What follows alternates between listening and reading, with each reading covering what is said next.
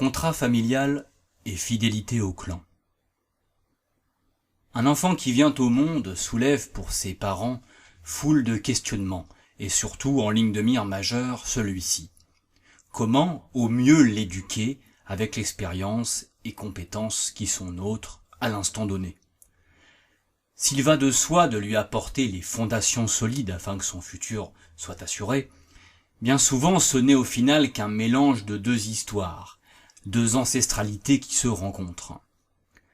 En effet, le père comme la mère répondent à des schémas, ceux-là même qu'ils ont appris de leurs parents, qui eux-mêmes les tiennent de leurs parents, etc., etc.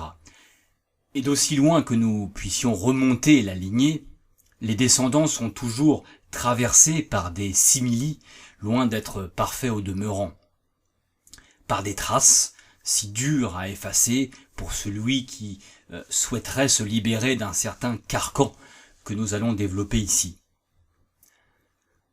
Il va sans dire que les rôles de mère et de père ne sont en quelque sorte que le prolongement de rôles préétablis par les aïeux, dans ce que nous appelons filiation. Ainsi, en donnant à l'enfant tous les ressorts, transmis de génération en génération, avec le même dévouement, avec la même abnégation, il ne semble être apparenté qu'un bis repetita, un clone à qui on l'inocule dès le plus jeune âge des préceptes et instructions, lui livrant une ligne de code pour les années à venir. La psychologie du développement a longtemps considéré d'ailleurs l'enfant comme un mini-adulte, tant il visait à être une réplique théorique et parfaite de ses parents, en modèle réduit. Alors je pourrais presque arrêter mon exposé ici en concluant que nous traînons donc un héritage assez invariable auquel nous n'échappons pas, puisqu'il revêt un caractère inné, quasi génétique. Mais ce que j'aimerais soulever me semble plus subtil et à différencier d'un langage purement éducatif et congénital. J'aimerais évoquer la pseudo-conscience de la plupart d'entre nous quant à cette faculté de trop souvent porter sur les épaules un bagage qui ne nous convient pas, ou plus, et ce, pour deux raisons.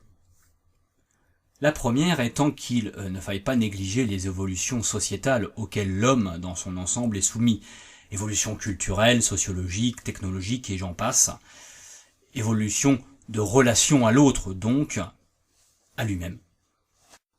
Tout cela pouvant lui vouloir faire couper d'un traditionnalisme et de vieux us et coutumes. Ce qui paraît d'ailleurs tout à fait légitime dans l'émancipation par exemple que peut avoir un adolescent qui se cherche en bon instigateur parfois aux extrêmes de son milieu culturel et s'en va titiller, entrevoir l'antithèse de tout ce qu'on lui a enseigné depuis son plus jeune âge. Personnellement, je trouve cela plutôt sain et fait partie à mon sens d'un franchissement de stade de conscience qui passe par la découverte de l'inconnu, de l'interdit et même du tabou. Ce n'est pas bien, m'a-t-on dit, alors tiens, je vais tout de même y jeter un coup d'œil.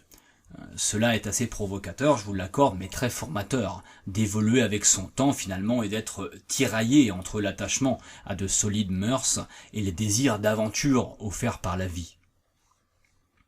Première raison donc à pourquoi garder ce bagage lourd, la confrontation et l'aléa que suscitent ces changements existentiels divers et variés, lorsqu'il est pourtant préférable de siéger dans son petit confort.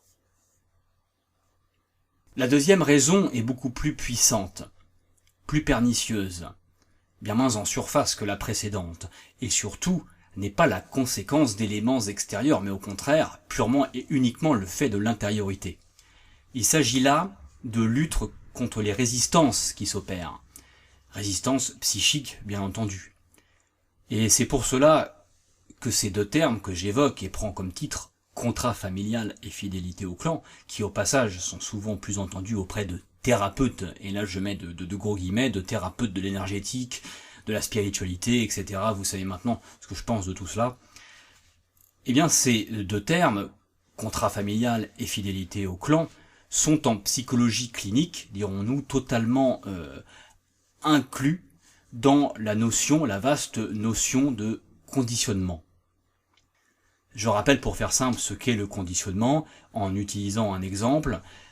Un chat que vous habituez de manière répétitive à apporter à manger juste après avoir agité une clochette, cela est du conditionnement.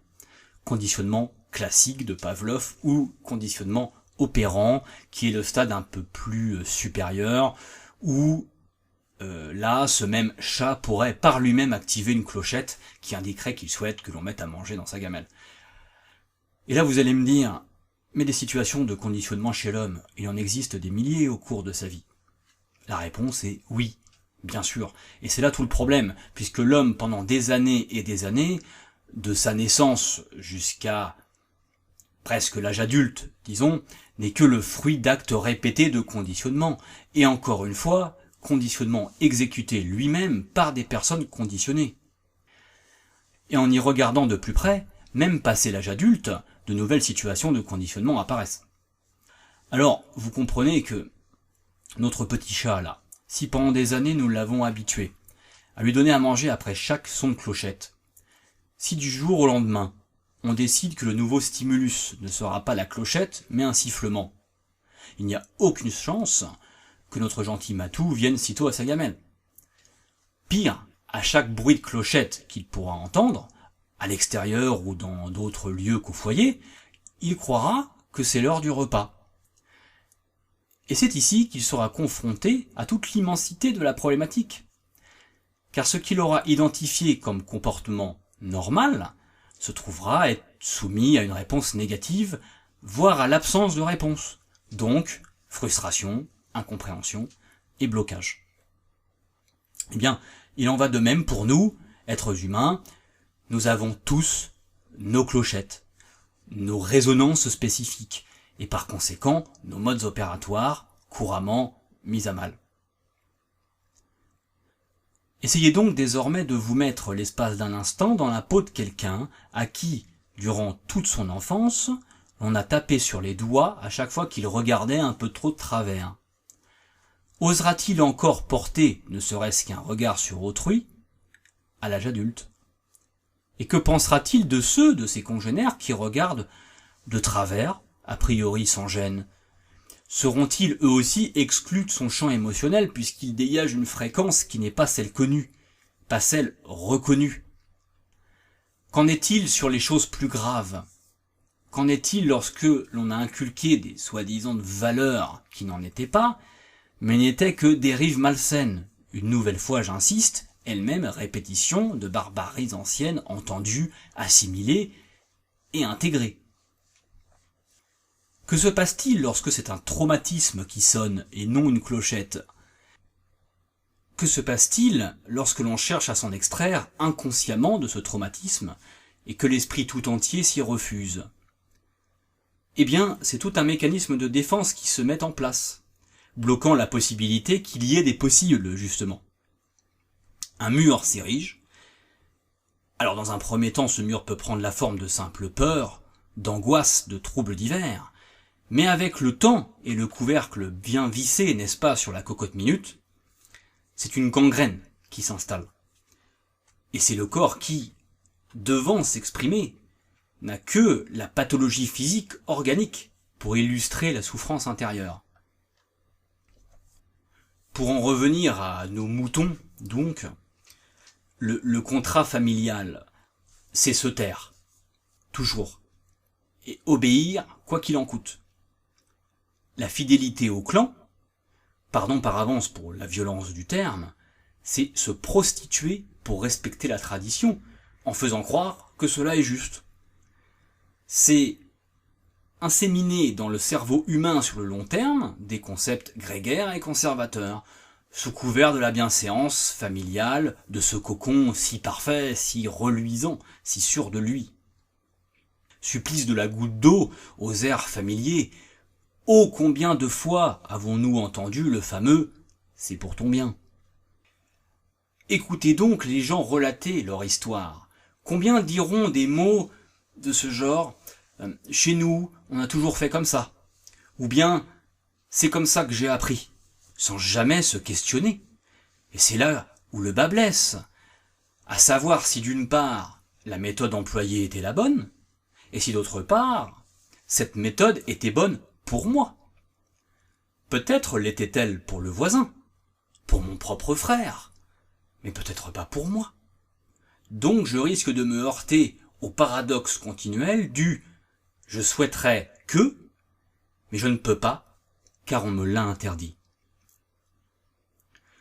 Heureusement, me direz-vous, dans le lot, il y a quand même de beaux paramètres à garder, de belles transmissions. Mais ce n'est pas le cœur du sujet ici, hélas. Pardonnez ma vision pessimiste des choses. Je préfère m'attarder sur le traitement par le silence terriblement infligé et que la raison feint d'ignorer. En réalité, il y a dans la révolte face à cette servitude un conflit qui va surgir. C'est-à-dire qu'à un moment de l'existence, il va y avoir comme l'irruption du volcan. Et souvent, remarquez, c'est grâce à l'intervention d'une tierce personne que cela se produit. C'est un processus presque chimique faisant que les deux corps qui se rencontrent modifient leur substance interne au contact de l'autre. Une nouvelle fois, je ferai référence aux travaux de Jung qui a dans son œuvre entière explicité cela mieux que quiconque. Et par ailleurs, il est incroyable de constater à quel point cet autre échappe totalement aux correspondances familiales, y étant même souvent littéralement opposé. Alors, est-ce un simple hasard, une curiosité ou bien une profonde nécessité de résurgence? C'est pour cela que la rencontre est toujours source de grands chamboulements et petit à petit, par-delà l'emprise, il y a preuve que le contrôle subi par l'enceinte familiale est devenu obsolète, inutile, voire dangereux. C'est un sentiment de délivrance qui apparaît, comme si l'on avait vécu dans sa chambre, enfermé et cloîtré par des rideaux occultants, verrous à double tour, sous le joug parental qui proclamait que le danger était partout dehors. Et que soudain, une âme généreuse vienne à nous prendre la main et nous aide à franchir la porte. Et là, on se rend compte de l'ampleur du mensonge, puisque l'extérieur n'est finalement pas si périlleux que cela, voire au contraire, il n'est que merveilleux et salvateur. Contrat familial et fidélité au clan sont deux représentations qui, hélas, régentent bien des parcours et sont à l'origine de multitudes de tourments. En vérité, il ne s'agit que d'une propension automatique et viscérale à copier-coller ce que l'on a appris et à se punir de ne pas explorer la vie qui est nôtre, et non le destin qui doit être nôtre, et que les autres nous ont attribué arbitrairement. D'ailleurs, Sioran le formulait très bien dans son « On ne peut goûter à la saveur des jours qu'en se dérobant à l'obligation d'avoir un destin ». Sous-entendu qu'il faille expier ces blessures d'auto-humiliation aux légères tendances masochistes qui nous contraignent à du médiocre, tandis que l'on se doit de rêver au mieux.